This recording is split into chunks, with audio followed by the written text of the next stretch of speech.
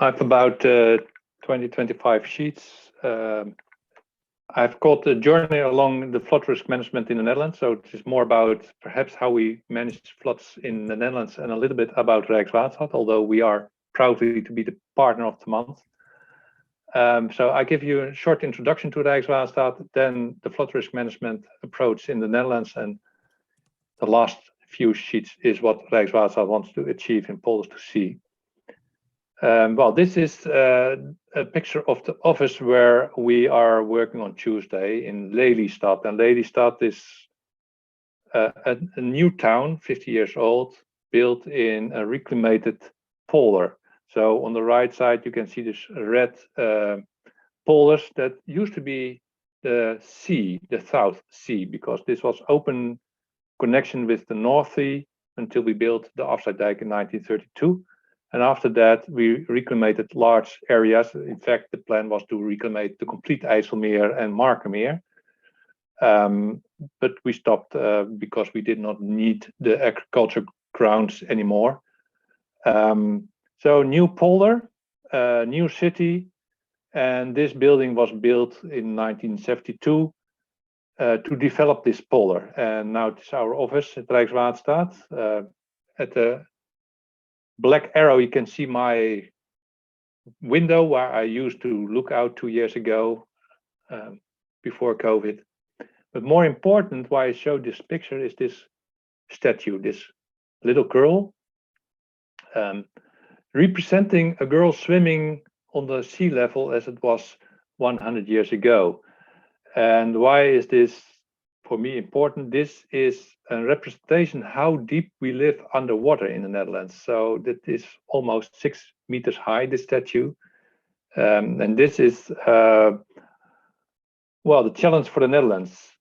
9 million people live under potential flood levels.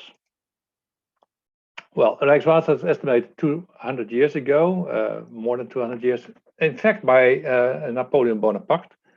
So we have French roots. In 1798, Rijkswaterstaat was founded as a water management center, organizing all water management issues. Christian Brunings was appointed as a president for management of the sea barriers, sea walls, and the water management of the Batavian Republic, presented on the picture on the right. Well, what is Rijkswaterstaat mission after 200 years? Rijkswaterstaat works on protection against flooding, ample supplies of clean water, smooth and safe traffic flows on roads and waterways. So that is in 200 years added to our tasks. Reliable and useful information and a sustainable living and working environment. So that is our mission. And every day we do this by 3 roles. We are a network manager with a public focus, of course. We are pioneering project manager and a decisive crisis manager. 8,800 people work at the Rijkswaterstaat. We are regional, organized and centrally managed. And we are an agency since 2006. Our annual budget is about 3.4 billion euros. And the latest news last week is that we get an extra 1.5 billion each year due to aging infrastructure and climate change. So that's good news for us. Well, we manage 3 national infrastructure, so the road infrastructure, the highway infrastructure, I must say, the navigation infrastructure and the water system infrastructure. And on the right one, you can also see that we have some cities abroad in the Caribbean.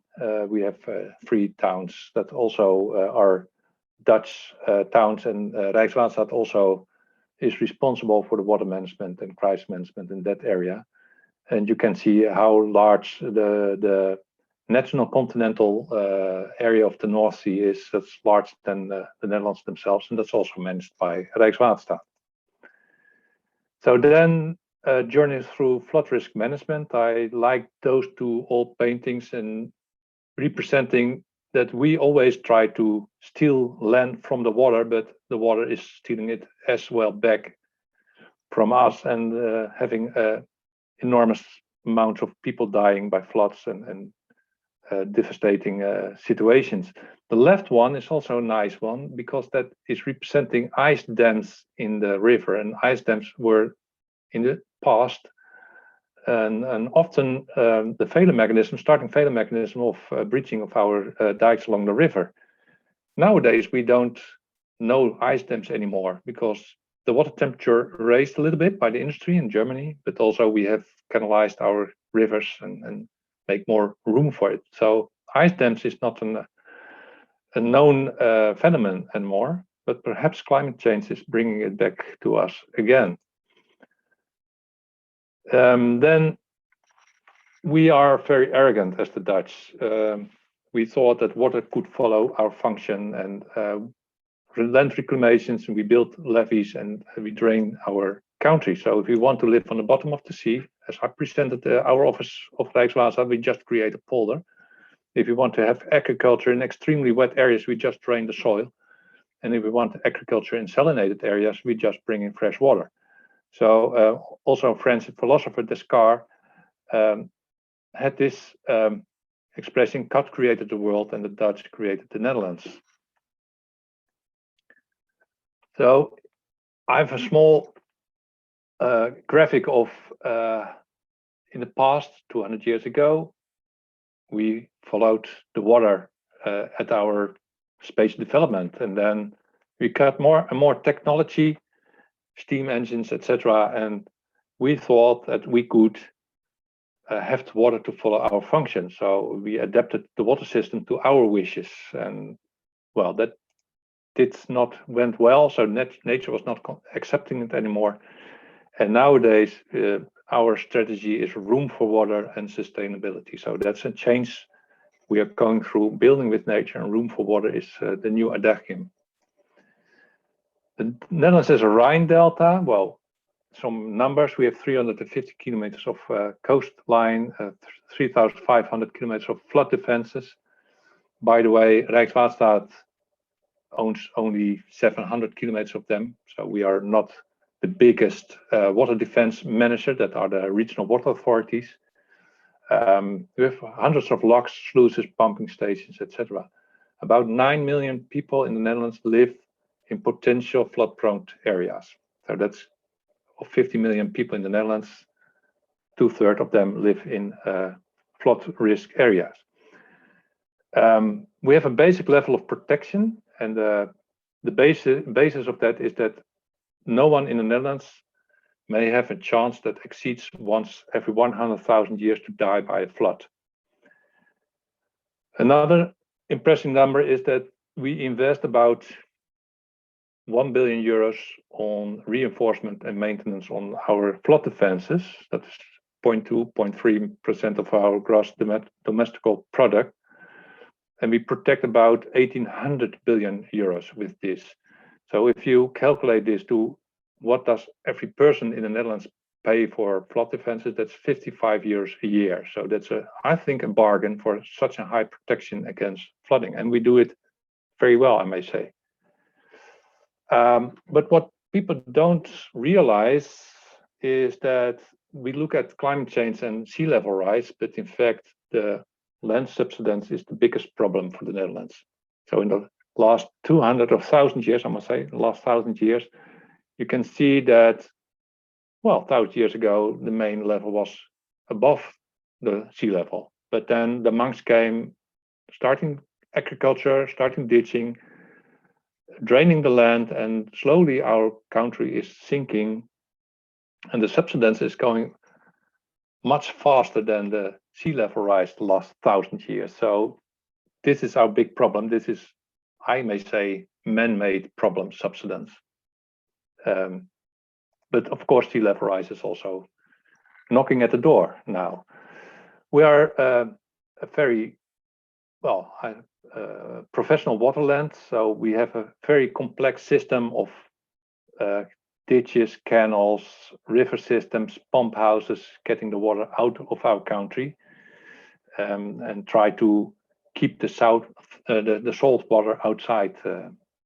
So this is very complex. I'm not going to explain this because that takes a day, I think, to explain our water management. But we have to, because if we don't do it, well, the dark blue area is the flood-prone areas in the Netherlands. And then the future, delta under pressure, future challenges. We are looking at the sea level rise between, well, it can be 35 centimeters, 120 centimeters. At this moment, our plans are focusing on 120 centimeters sea level rise, but there are even models who say, well, it can become 200 centimeters. So sea level rise is something that is going to happen, and we have to prepare on that. But it's not only the sea level, it is also the change of the storm. So we get more extreme storms, and if the sea level rise, you also have higher hydraulic loads on your dunes and your flood defenses. We have a problem of increased erosion, so the land is sinking, and by sea level rise and on land subsidence, you also get more and more salt intrusion, because salt water is much heavier than 10% heavier than fresh water, so you get more and more salt intrusion in our country. So that's a big problem. Then we have to take into account more intense rainfall, as we've seen last summer. Spatial developments who makes it harder and harder to build or reinforce your levees. And on the right side, we will get more extreme river discharges, but the bigger problem is the decreased river discharge in the summer. So we get more drought and problems for navigation on our river. Now, how do we manage these challenges? We have a long-term strategy by the Delta Commissioner. We have an excellent river and canal system. We giving room to the river. We have strong and reliable flood defenses. And I think that's unique in the world. I've never heard of another country who has this. We have our safety level in our law. It is in our framework, in our Water Act. And they are mandatory. So we have a mandatory assessment every 12 years. We have a flood protection program with 340 million euros a year. We have this obligation of duty to care. So you have every water manager has to deliver yearly a safety report to the public of how they manage their levees. And we have well-trained crisis management teams. The Delta Commissioner has five topics. First is the flood protection standards, so prepare for change. The strategy of fresh water supplies, the water level management of the IJsselmeer, protection strategy of the Rotterdam area, our big economical engine in the Netherlands, and a new framework for spatial planning in urban areas. So that's what the Delta Commissioner is looking at. And then a short introduction on this Water Act, this classification of our water defense system. As I mentioned before, the basic level of protection is that the probability that an individual will die as a consequence of a flooding may not exceed the 1 to 100,000 years event. So I think it is comparable with aviation. So if you start in a, you will get by plane to Greece, for example. Well, that's the comparable probability as we have for flooding. But if a flood causes a large social disturbance, or there is a possibility of many victims or substantial economic damage, then the area will receive an extra protection. For example, a nuclear power station at Borselen has a much higher standard, of course, than a polder where no one lives. Be aware that is the probability of dying by a flood. So if there's not a probability of living through a flood. So if you are in an area that can be evacuated easily and the people can get out of this area, then you get a lower protection rate. So this is how it looks now our map of the probability standards of all our levies. So that is from 1 to 300 years to 1 to 100,000 years, the most extreme ones. You can see them at Rotterdam and here at the Province of Zeeland. Our river system has a probability of 1 to 30,000. And this one, the red one in the middle, that is where Lelystad and Almere are located. The picture I show of our office at the start of my presentation. This area used to have 50 years ago a very low probability because there were no towns, etc. there. And now we have raised it to 1 to 30,000 probability because twin cities of Amsterdam has been built there, Almere and Lelystad. And then you see the risk is getting up and you get a high protection rate. I see Faye raising her hand, perhaps already for a long time, but. Sorry, I didn't mean to interrupt. I was going to wait till the end. I was just going to, you might cover this later, but I was just going to ask, do you foresee with, as you explained on a couple of slides earlier, with climate change, and so on and so forth, do you foresee a change in mentality of how people live and where they live, as in like maybe higher homes or receding homes backwards, or actually kind of living with it rather than kind of, or do you foresee that it's going to kind of go this way where you're just going to kind of increase higher and higher the standard of protection? That's a very good question. I think the average person in a city is not aware of this, but the Delta Commissioner just sent a letter to our parliament, I think last week or the week before, where he addressed this problem. We have a very large housing problem, and we're going to build new houses. And he sent this letter that we must think very well about spatial planning and where are we going to build these houses. A discussion that is difficult to do in the Netherlands because we are so aware that we are so very well protected and our protection system is very efficient and not too expensive. So the start of the discussion is I think, problematic, because if you start to discuss, we have to move our houses to the higher grounds. What does this mean for the economical benefits of the area of Rotterdam and Amsterdam? What does this do to investors who want to invest their money in this area? So, but it's good to start the discussion. And our Delta Commissioner has 4 strategies. The first strategy is defend more on sea. So we are going to build a new coastline on sea, and perhaps even we are going to build a big, large dam between Norway and Scotland and closing off the North Sea. So that's not his idea, but those ideas exist. The second strategy is we're going to do as we do now. So we raise our levies and we have an open system at Rotterdam that navigation can just go in and out. Or we're going to the third strategy is we're going to get a closed front line. So then the Maasland barrier, storm surge barrier are closed by locks and dikes, and we call it Fort Holland. We're closing off Holland. And the last strategy is retrieving to the higher grounds. So those 4 strategies are now worked out for future. So we start the discussion, but it's a hard discussion. I will continue. Thank you for your question. In the strategy of our flood risk management, we have also this.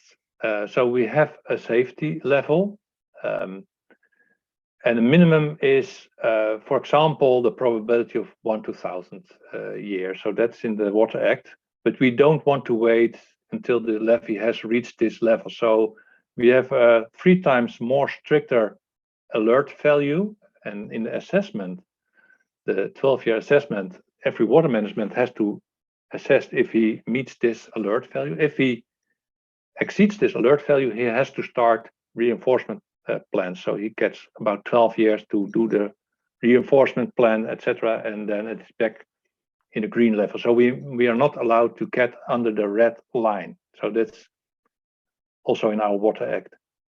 I will continue a little bit fast because I don't think I have much more time left for this presentation. This is how the system works. So you have the duty to care on flood defenses. Yearly, you have to prove that you did the right maintenance, the right knowledge management, the right localization. You have trained crisis, etc. So you have to prove that every year that you are in control. Then you have every 12 years this legal assessments. And the legal assessments can deliver a failure, or you don't meet the standards anymore because we have new hydraulic boundaries or we have new knowledge, etc. If you don't meet the standards, then you have to start reinforcing your levee, and that's called the flood protection program. And after that, you go back to duty to care. So this is how the system works.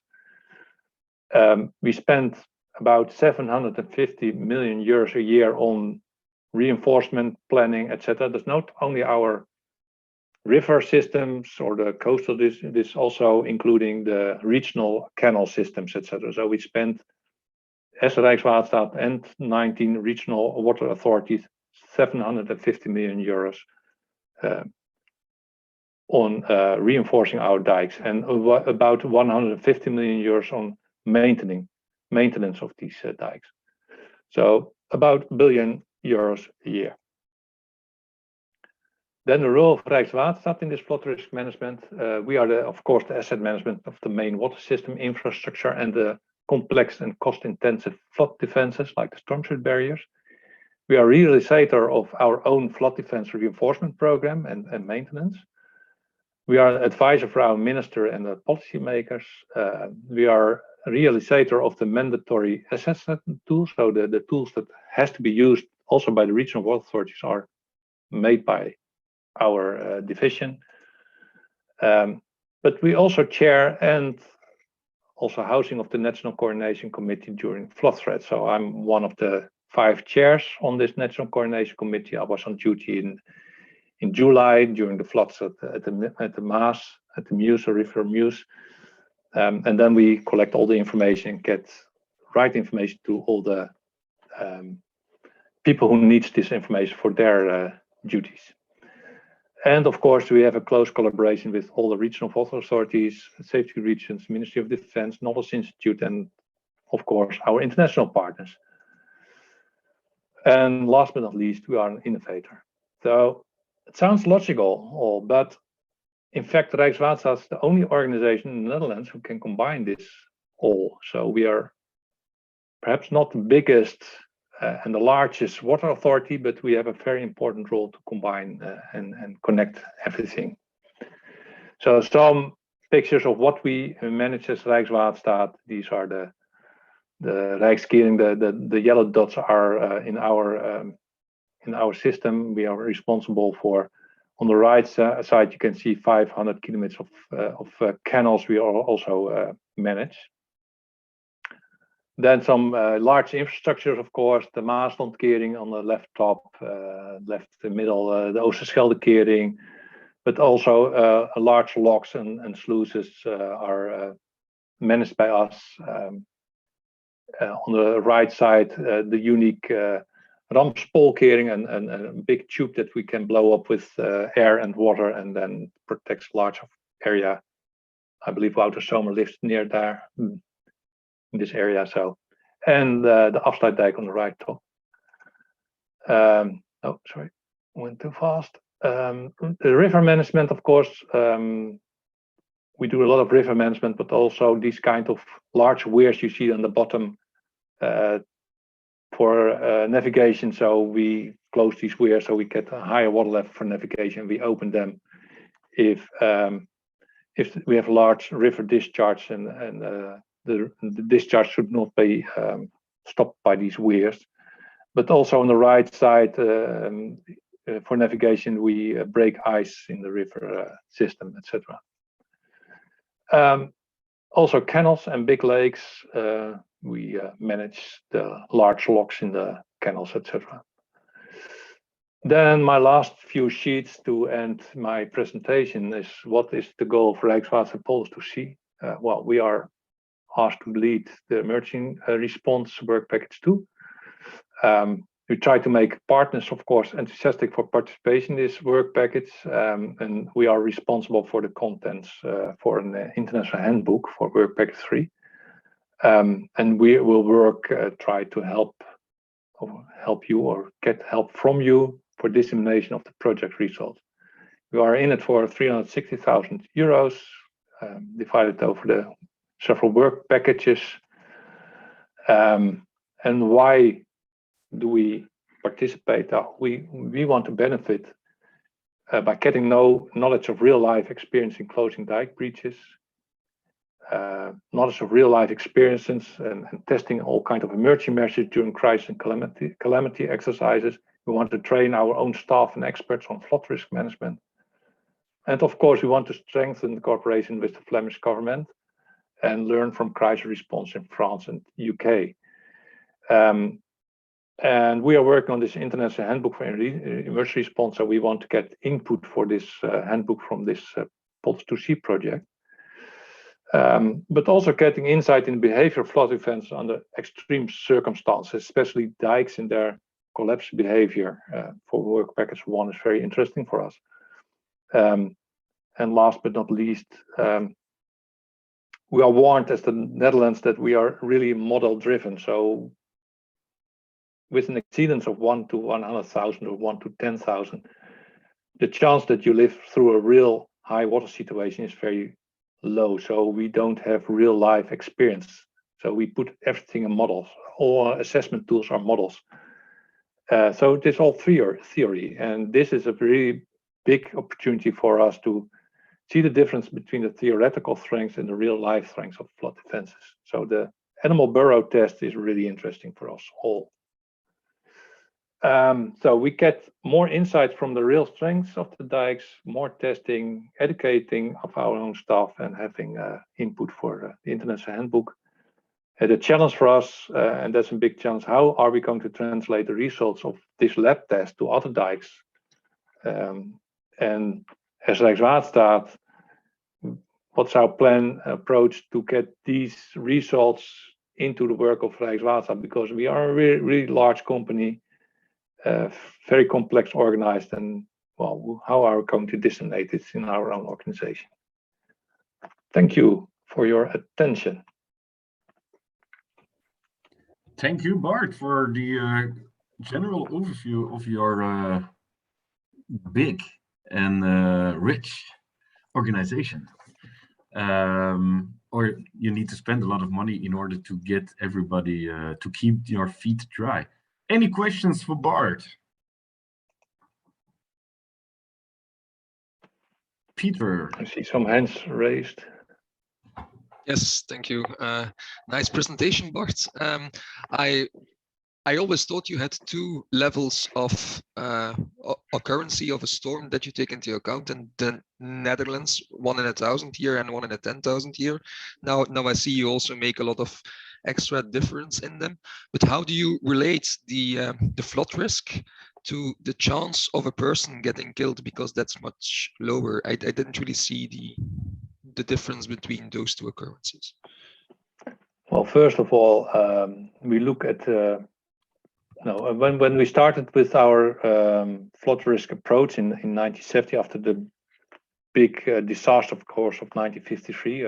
So the Delta Commissioner at that time worked out a framework, and that was risk-based. But at that moment, we designed our levies on a chance of exceeding of hydraulic loads every 10,000 years or every 1,000 years. So it was not a probability, but more a chance related. In 2017, the Water Act changed to a risk approach. So we look at the risk of the area behind it, and then from these risks, we get the standards, and then we look at the hydraulic loads according to that. So it is a risk-based approach. So we look at evacuation possibilities of the people in the area. How is the evacuation possibilities, and from that we derive the risks, but also the group risks, of course, and the infrastructure and the building and the housing, etc., the cost of the economic value. And from that, we calculated what is the risk for each area. And the old approach was that we had dike rings. So we had a ring of dikes around an area, and this complete area had this protection, the same protection level. But now we look more about the effect of a breach in a dike. So we have areas that on the north side, if the dike breaches, only a very small part of the land will inundate, and the water level will not be that high because there's not that much water behind it. So that area gets a lower probability. But the same area on the south side has a dike along a river, and if that breach, then a large part of this area will flood, and then that dike part will get a higher level of protection. So that was the sheet of the land map of the Netherlands with all the colors of the lines of the dikes. So that's the approach how we, and from that, then we calculate which hydraulic loads are according to that. Okay, thanks. Okay. Yeah, sorry. I wish we had longer to talk about this because it was a really good presentation. It was really interesting. I actually have two questions now, one off the back of the answer you just given. So you just mentioned about hydraulic load. So the risk is it breaching rather than it overtopping. Is that right? And then my original question was, you mentioned about you had like a map of the parts that you guys are kind of responsible for. So with flood risk being kind of law, how does it work if different authorities like where to meet? So because water can kind of go everywhere, and if someone died, how do you kind of distinguish who's responsible for which bit, really? So that was my original question. So I have two. Yeah. We have about, I believe, 20 or 21 regional water authorities, and they are all responsible for certain parts of the levee. So they really know which part is their responsibility, and they know which standards they have to meet. And these regional water authorities do have to do this assessment 12 years and prove that their levees meet the standards. And if they not meet, they are responsible to reinforce it. They pay 50% themselves and 50% state covered, financed. But the regional water authorities and Rijkswaterstaat are not responsible for the safety of the people themselves. So that's the safety regions. They are responsible for the safety of the people. So there's a different organization. And for example, the floods at the Meuse in July, as water management, we thought, well, these levees are going to hold. They are not going to breach. Perhaps they overtop, but are not going to breach. No one will die. And the safety region said, well, we're not quite sure. And it takes time to get people out of the area. And we have a large hospital there. We're not going to take the risk. Although the regional water authorities say the dikes will hold, we are still going to evacuate. I believe 100,000 people were evacuated. And I can understand that, because in a hospital, it takes time to evacuate and you don't want to take risks. Although we as water management say, well, there's no risk at all at this moment. But okay, that's the different responsibilities. Does this answer your question? Partly. I guess I suppose it might link back to the first question. So whether the risk is it are you taking into account the flood risk in terms of just the hydraulic load and therefore breaching or overtopping? And so I guess my question is, if it is breaching, what if two different water authorities breached at the same time right next to each other, for example? How do you kind of distinguish who's liable? But then if it is overtopping, water can go go everywhere. So that's kind of, Yeah, of course. When you look at flood risk, you are talking about failure of your levee. And that can be overtopping, because there's also failure mechanisms, but mostly overtopping is not that kind of amount that complete area will drown and people will die. So mostly overtopping will lead to a breach in the end, and then you have a breach and you have a failure. Although the discussion is, especially by United States Army Corps, what's failure? If you have a hydraulic load that's higher than your design load, is it failure or is it just residual risk? So, well, that's a discussion on that. I think that the liability of the water manager is there, that if he can't prove that he did do everything to maintain its levy and did not do his assessments, etc., then he is liable. But if he can prove that he has done everything and his levies meets the law and the standards, etc., I don't think he's liable. So it doesn't matter if it's the neighbor or not, but as long as you can prove that you have met the standards and you have done everything to protect it, I don't think you get a liable question there. I see, I understand. Thank you.